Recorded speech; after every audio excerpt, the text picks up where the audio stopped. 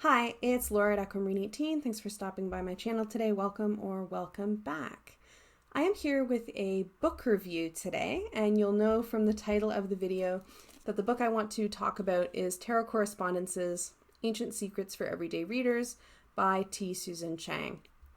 I think that this is a fantastic book, and so part of the reason that I wanted to make a review video was to just talk about how much I like this book. I also wanted to make a review though because I see this book often referred to as a reference book, right? It's a good book to have on your shelf that you can consult, as a reference in terms of tarot correspondences. And I think that that's true, but I also think that it's more than that. And I think that it is very much a book that is worth reading cover to cover, even though at first glance it might not look like a book that you would read cover to cover. So I also wanted to talk about the kind of layout of the book and the reasons that I think that that is the case. So in terms of managing the time in this video, I'm going to timestamp my review. I will start with a section on just the publication details of the book.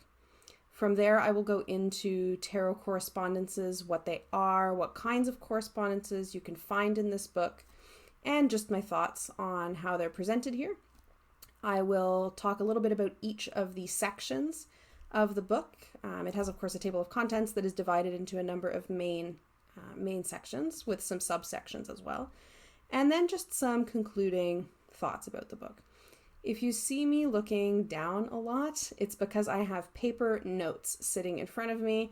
I usually make my notes on the computer so that I don't have to look down so much, but it's been so nice outside that I wanted to sit outside with the book. So I'm reading off of a sheet, so that's why I'm looking down a lot. Okay, so as a place to start, kind of technical specifications of the book. It is published in 2018 by Llewellyn. This copy is noted in the front cover as being the first edition. I'm not sure if there are subsequent editions, but I'm reviewing the first edition. There is an ebook version of this text available. I haven't seen it, so I can't speak to things like the formatting of the ebook, so I'll only be talking about this copy. My copy is 383 pages long. Those 383 pages include a substantial bibliography, which is very well organized into subsections, which I very much appreciate because I read the bibliography. It also has quite a few pages of notes, which include artist credits for things like the deck imagery used in the book. It does feature images from quite a few different tarot decks throughout. So all of those are labeled both where the image itself appears in the text as well as at the end. As I had mentioned, the book is organized into a number of sections. So section number 1 is the correspondence tables, and the correspondence tables look like this. And there are many, many pages of correspondence tables of different types. So they're organized, of course, into tables with also explanatory notes there. The second section is a guide to using correspondences.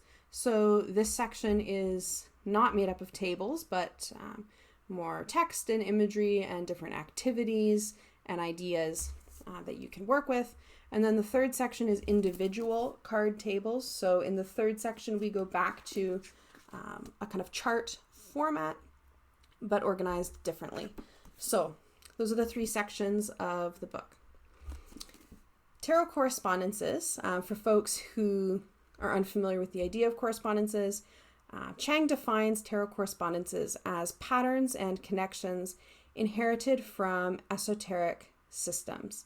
And for the purpose of this book, Chang is looking at tarot correspondences dating from the mid-18th century and afterwards. So essentially, tarot correspondences have to do with different esoteric systems of symbols and ideas that are considered to go together in different kinds of ways and form different kinds of patterns that have been correlated to the tarot at different points in history. And the book focuses very predominantly though not exclusively, on the correspondence systems developed by the Golden Dawn. And there are a couple of reasons for this that Chang provides in terms of why the Golden Dawn correspondences in particular are the focus here. And that includes that they are one of the most extensive and thorough systems of correspondences that we have available to us that is applicable to a great many different tarot decks. So decks both in Thoth or Toth lineages, which I don't know a ton about, and decks that are Smith-Waite influenced, both have components of Golden Dawn correspondences within them. So the book is looking at those, though there are some other correspondences included here as well. There are different systems of correspondence. Of course, the Golden Dawn is only one. So some of the tables do include other approaches as well, and they're clearly labeled and identified which system of correspondences they are, right? And Chang notes that there are 4 areas of correspondences that are really the focus of this text. Again, they're not the only ones included. There are others as well, but the kind of main 4 areas that are included are elemental correspondences, astrological correspondences, numerological correspondences, so numbers, and Kabbalah or Kabbalistic correspondences related to Hebrew lettering, the Tree of Life, etc. I will state up front that of those sets of correspondences, the Kabbalah correspondences are the ones that I know far and away the least about. It's really not something that I've studied very much, and this is one of the few texts that I own that addresses those correspondences, but some things that I will note, from what I do know about those correspondences that I appreciate about this book in terms of how the Kabbalah correspondences are presented.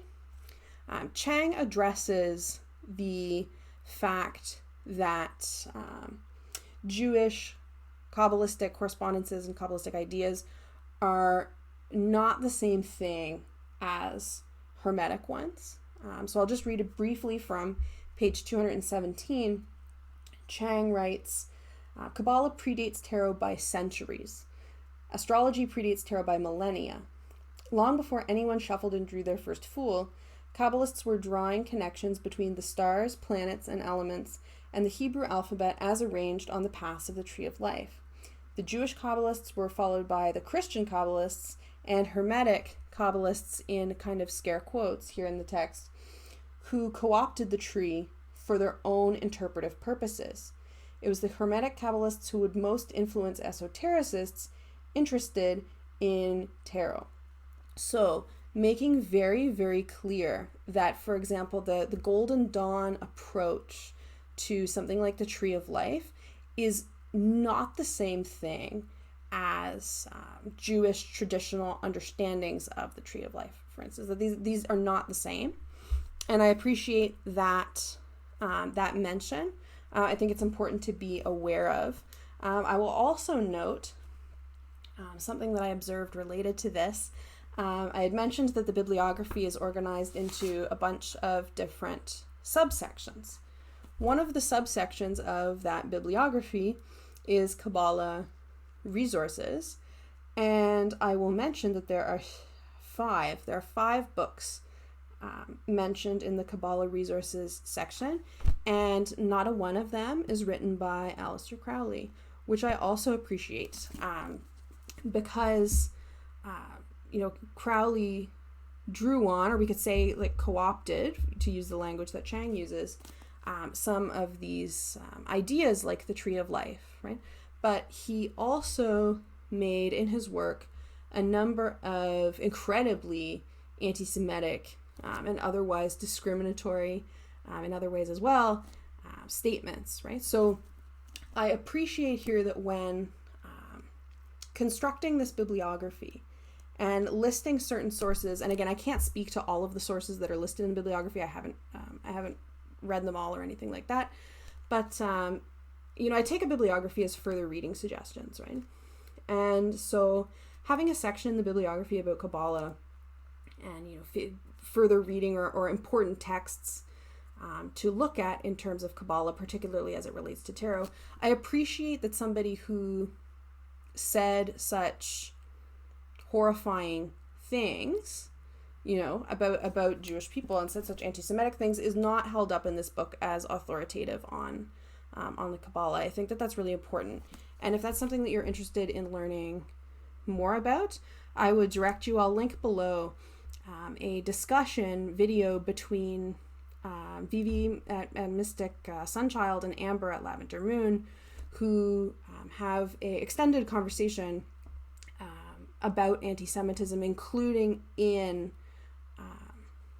areas like the Golden Dawn and in Crowley's work. I think it's really important for folks to be aware of. So again, I'll link that below. But it did, having watched that conversation, it did stand out to me here, the bibliography choices that were made with respect to the Kabbalistic correspondences. So that was something that I appreciated that I saw there. I will mention as well, in terms of the Tarot Correspondences being drawn from Golden Dawn and elsewhere, right? That inevitably, I think for probably any reader, certainly for me as a reader, some of the correspondences that are presented are going to strike you as problematic in one way or another. I know for me, for example, the idea of virginity and purity being corresponding to each other in particular kinds of ways, you know, coming from a feminist perspective, I read that and react to that in a certain way, which is not positive, right? So whenever we're looking at these kind of historical texts, I think that that's going to happen. However, there is in this book absolutely no pressure whatsoever to adopt any of the systems of correspondence in this book, to adopt them unmodified, to adopt them if they don't work for you, to take them in an unquestioning way, not at all. If anything, I really appreciate the fact that the book takes an approach that is exactly the opposite of that, that encourages thinking critically about these things. And I'll just share an example again. I've put lots of post-its to share some examples from this book of some of the things that I'm talking about. So as an example, in terms of correspondences, there's quite a few correspondences that come up that are gendered in one way or another, right? So the idea, for example, that certain elements are gendered in a particular way. And that's something that I think that I will make a future video about, gendered correspondences. But it is a part of the Golden Dawn system of correspondences. So it's going to be present in this book. But I appreciate how clear it is to me reading this book that the author, T. Susan Chang, is well aware of the problematics of these kinds of associations, right? So just as an example, in a section talking about the elemental correspondences and elemental dignities, Chang writes, traditionally air and fire are considered active because they fight the pull of gravity, I guess. They're also considered masculine, which makes me roll my eyes, but that's esoterics for you. Whenever there's two of anything, one is going to be the girl and one is going to be the boy. Vive la différence. And then in a footnote there, below that section, Chang writes, before I use up my entire scare quote quota, let's recall that all correspondences dwell in the realm of metaphor. Although there is certainly a history of sexist stereotyping and even misogyny in the terms, they are evolving as we speak. The qualities they describe can be value neutral as we care to make them, end quote. That's the footnote there. And so different ways of approaching, for example, the elemental correspondences here are provided that are not gendered in that way, which I really appreciate. I don't necessarily personally agree with the idea that qualities that, as Chang notes, have a history of sexist stereotyping and even misogyny, that we can just kind of make those value neutral because we want them to be value neutral. I think that erasing that, the baggage that those ideas carry is not nearly that easy or straightforward. But I really appreciate in a book like this that this is addressed, I think, so well. I think that that's great. I also appreciate overall, and I'm sure it comes through in this quotations that I've read, that with a subject matter that could be potentially intimidating, it's a lot of information, right? That could be difficult, to pick up, particularly for a newer tarot reader. I think that the authorial voice of T. Susan Chang and the way that the book is written is funny. She's funny, and it's very approachable. It's very non-dogmatic. It's not at all an intimidating text to work with, even though I think, opening up these tables and seeing all of this unfamiliar, symbolism and connections might be intimidating or challenging. It's presented in such a welcoming way that I think is just fantastic. There's absolutely no suggestion here that memorizing these correspondences should be a tarot reader's goal or is something that a tarot reader needs to do in order to be effective. There is really great conversation here about how the idea of tarot correspondences can support and work together with intuition. They're not things that work against each other. They're not things that someone has to pick between, whether you read in a correspondence-based way or an intuitive way. These things can be very complementary, right? And she talks about how even reading over the correspondences once, as something that is then in your mind as something that you've seen, can enhance your reading even if you never, go back and look at it after that. And I think that that's really fantastic. I also really like the way that correspondences are talked about in this book as being something that is, a set of human constructions, right? On page 156, and again, this is in the elemental section, Chang writes, "Traditional elemental dignity has a certain appeal. It's a tested system with clear rules, and there are many texts and sites where you can explore it. Ultimately, however, it's only some ideas someone came up with 125 years ago or so. Sometimes it can feel limiting to resort to such an old school approach with its cut and dried casting of friends and enemies, that is, elements that complement each other or that work against each other. The truth is that we witness the elements blending naturally all around us every day." And then a little bit further down, "We can use these natural phenomena in an imaginative ways for our own readings to suggest qualities which might not otherwise come to mind." So there's very much a invitation to come up with your own sets of correspondences, right? Based on the way that you observe the world, based on, for example, the climate that you live in. Obviously, correspondences that have to do with things like seasons are going to be geographically specific. At minimum, are going to be specific to a hemisphere, or a type of environment. So there's lots of latitude here to take up correspondences not as a, definitive set of this is how things go and this is how, they interact with each other, but as a kind of way of thinking that can be very creative, actually, right? These charts might not look like they're going to invite a lot of creativity at first glance, but I think that the book really does, and I think that that's really special, really special. So that's just some of my thoughts on the book overall. I wanted to talk a little bit about each section in turn, though, and some thoughts about those. So section number 1, again, is the correspondence tables, and section number 1 goes up as far as page 143.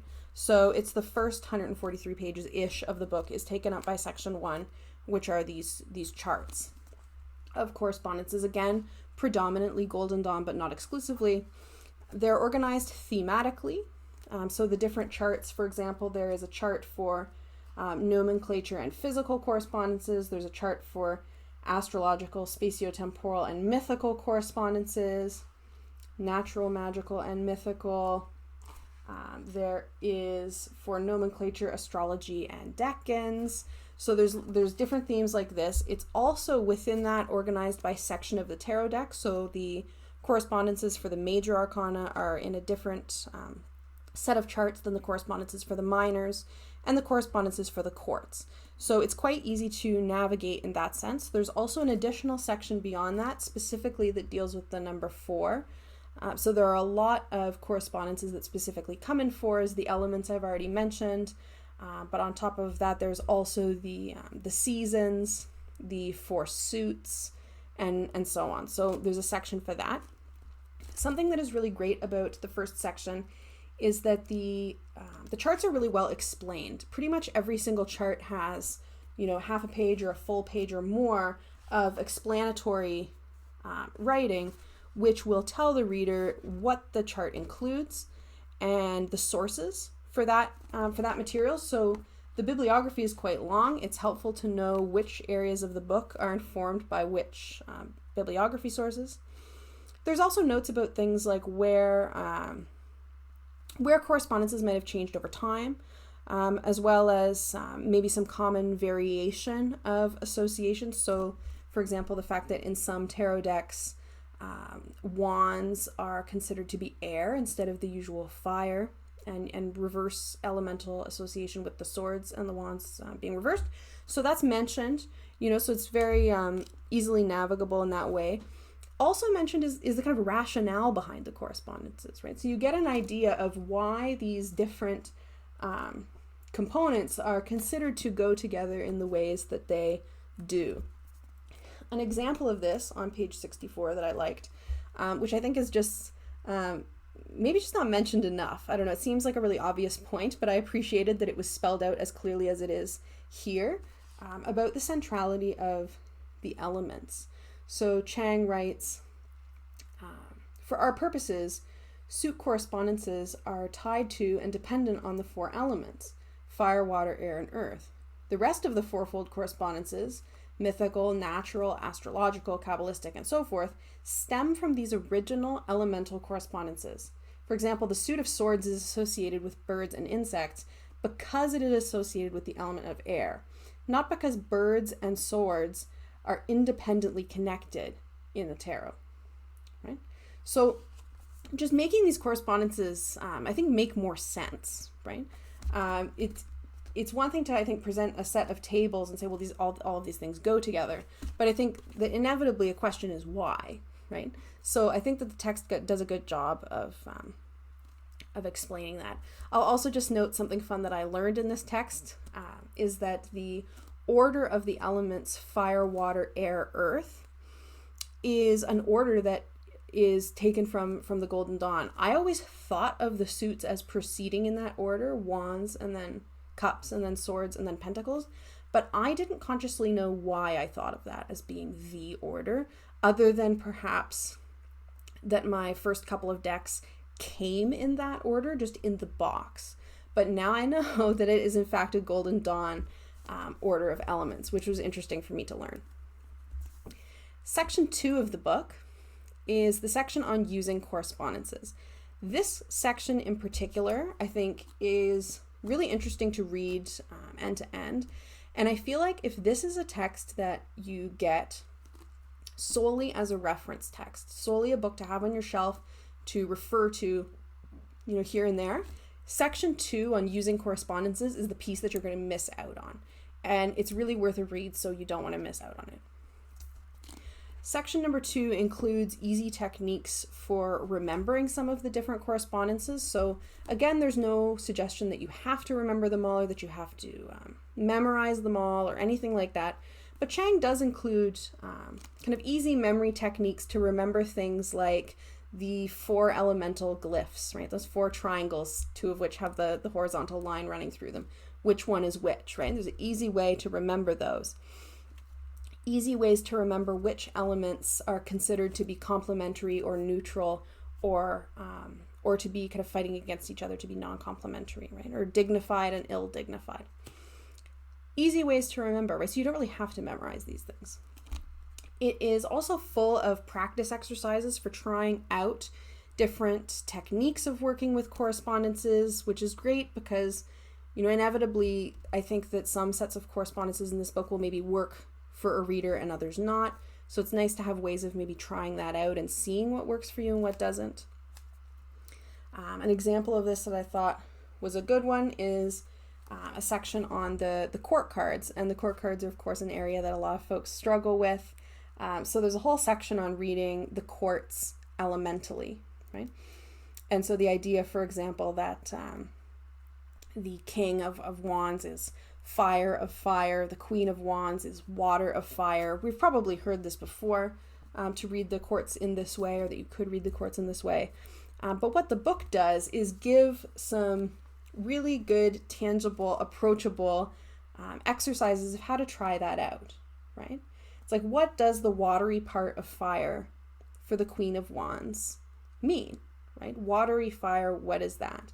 Well, the book suggests, if you take water and think of water as emotion, for example, but you can come up with your own keyword instead, and you think of fire as, say, creativity, again, you can replace your own word in there if you'd like, but one word per element, then you could say that the watery part of fire is the emotional side of creativity, right? And that can spark all kinds of ideas that maybe just saying, well, the watery part of fire wouldn't necessarily, right? So there's lots of little tips and tools like that I think are really great.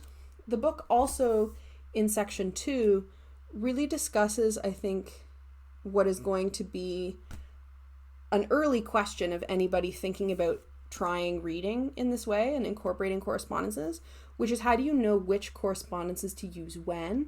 How do you know which correspondence to draw on that's relevant to the reading that you're doing, and which ones to perhaps leave aside, which ones combine, in the most seamless ways.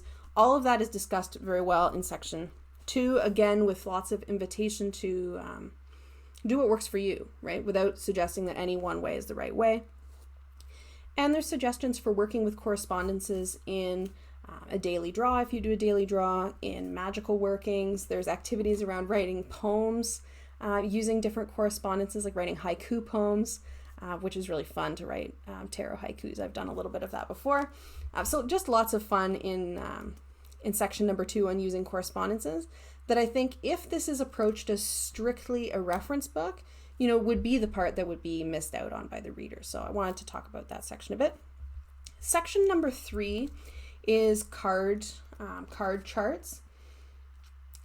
So section number 3 is actually quite repetitive of section number 1, right? It's again a set of charts of the correspondences, but what it does is present it in a different way organizationally.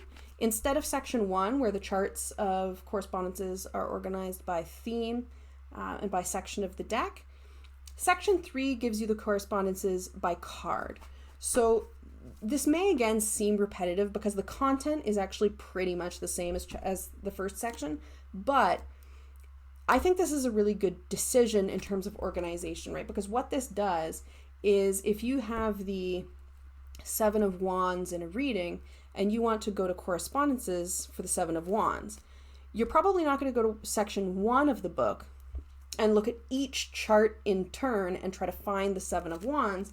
Instead, you can go to section 3, find the page that is entirely the 7 of Wands. This page is just all 7 of Wands, and it has all of the different correspondences from section 1 in there. So you can go to the page on the 7 of Wands, and all you get there, the ruling decan, the zodiac, the planetary glyph, dates, decan image from Agrippa, number, geometric forms, tree of life, traditional meanings, color associations, number significance, and numerology. So it's all there on one page. So in terms of user friendliness, I think section 3 is a really good inclusion. I feel like section 3 is essentially like a really good, effective index for section 1, if that makes sense. It's the same information, it's just organized differently, that depending on what you're looking for and the context that you're using the book, one or the other section will be more easy to navigate depending on how you want to look for it. So that's section 3. And I'm going to conclude my review here. But suffice to say that I definitely recommend this book. I think it's fantastic.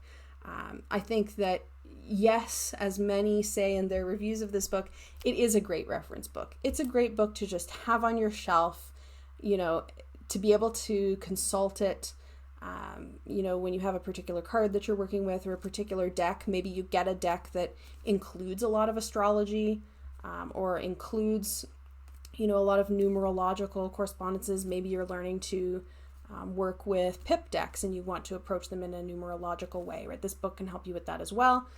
So it is great as a reference, but it's also great as a set of activities and ideas to really play around with and have fun with incorporating into your reading in the ways, again, that work for you, right? Without any real suggestion that, there's one right or wrong way to work with correspondences, or even that you have to work with correspondences, right? Maybe you just want to read it because it's interesting and you're never going to be a reader that works a ton with correspondences, and that's fine too.